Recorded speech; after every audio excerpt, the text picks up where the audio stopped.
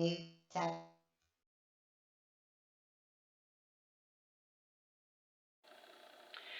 guys, Andy here with Check New Tech, and today I'm doing a comparison of two BLU phones.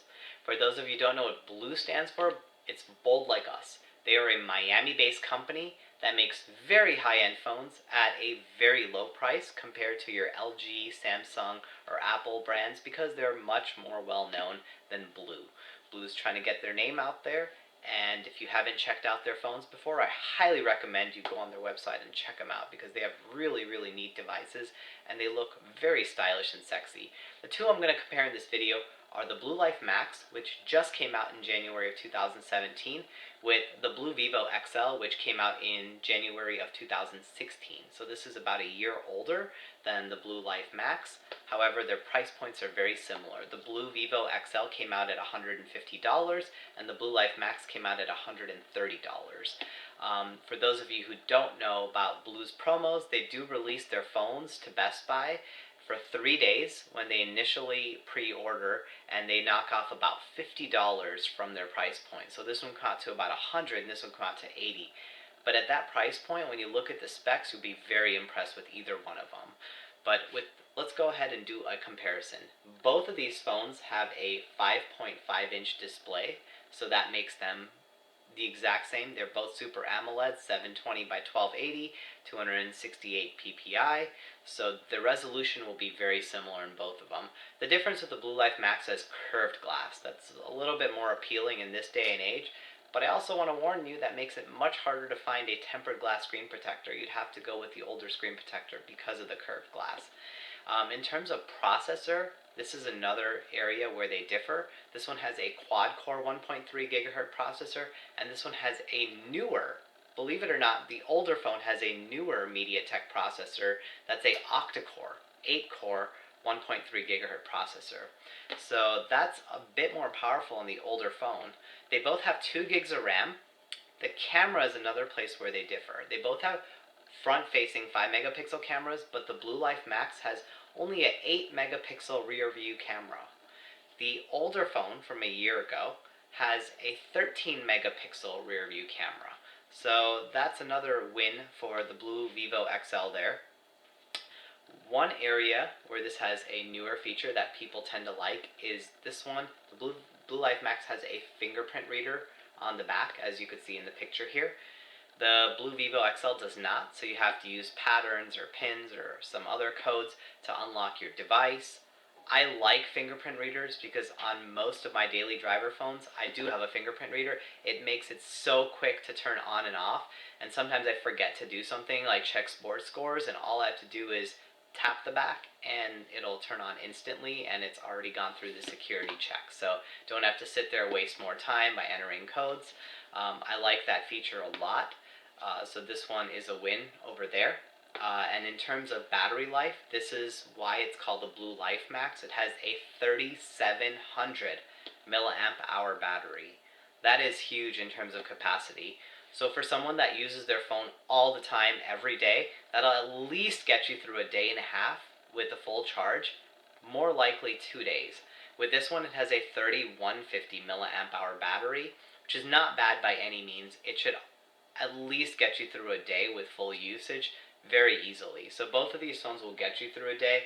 If you're used to charging them in the night, then it's no problem with either one of these, except this battery capacity is super compared to this one. It's about it's 550 more milliamp hours, so that's another win here. In terms of the Android OSs, this one comes with the Android Marshmallow out of the box 6.0, and this one comes with Lollipop 5.1. However, this one is upgradable to 6.0, but I will warn people who do buy BLU phones.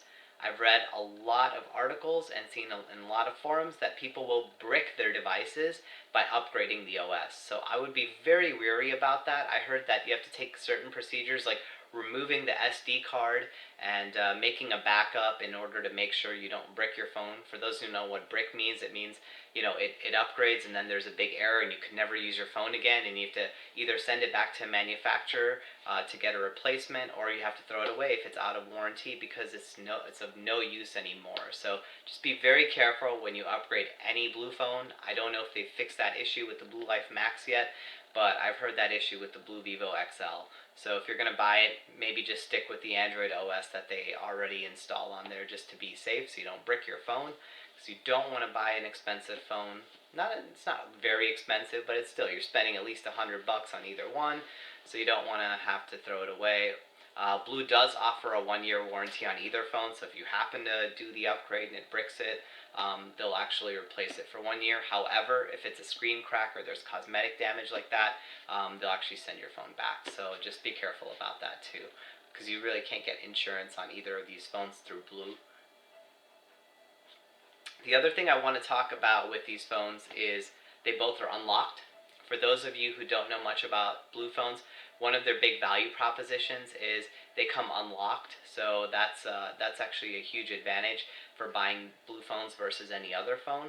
I like unlocked phones because you could use any GSM provider. So if you want to use AT&T or T-Mobile, those are two big ones. You could just pop your SIM right in there and it'll work right out of the box. If you are using Verizon, you will not be able to use it with either one of these because Verizon's CDMA, so don't even look at Blue phones at that point. So overall, I think you're going to get more bang for your buck with the BLU Vivo XL just because you're getting the octa-core processor and you're getting the 13 megapixel much better camera versus the 8 megapixel here, which was made, they're made in really low-end phones today, so I don't know, I wish Blue would have put a better camera in here.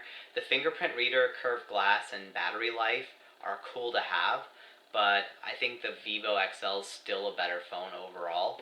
So I hope this helps you when it comes to deciding which phone to buy. I received a request to show you both the Blue phones that I was talking about in my previous comparison between the BLU Vivo XL and the BLU Life Max. So I went ahead and unboxed both the phones, and you can see this is the BLU Life Max and this is the BLU Vivo XL. Upon looking at the dimensions, you'll actually notice that the BLU Vivo XL is just a smidge longer, but it's barely noticeable. You can only see it at the bottom. In terms of width, you're going to see the Life Max actually is a little bit wider, and that's probably due to the curved edges here.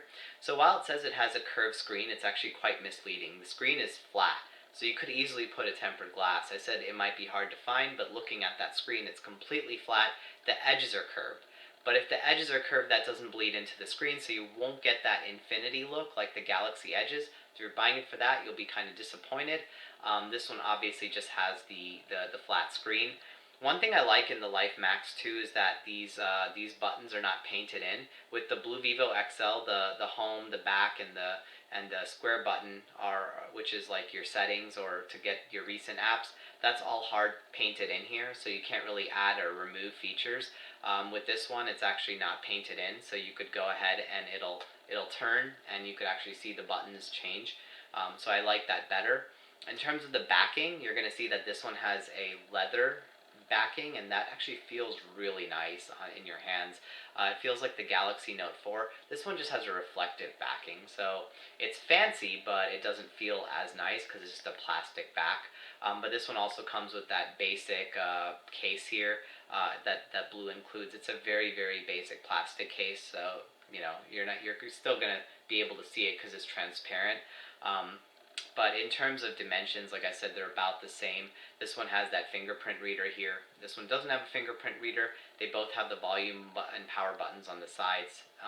This one has the headphone jack up here, just like that. This one has the micro USB charger up here, and this one has it on the bottom. For some reason, most phones have it on the bottom, especially with LG and Samsung and Apple, so I don't know, I'm just going to be more inclined to always look in the bottom for it, and this one has the Type-C. So I kind of like that a little bit better than having it on the top, and that's just a personal preference. It's not a make or break for either one of these phones, but I do like having the headphone jack on the top because when you put it in an armband case, if you're going to work out with it, it's easy to plug in your headphones. But that's the look and feel of both the phones, so I hope this helps you in making your decision on which phone to get. Thanks for watching this video. Check. New.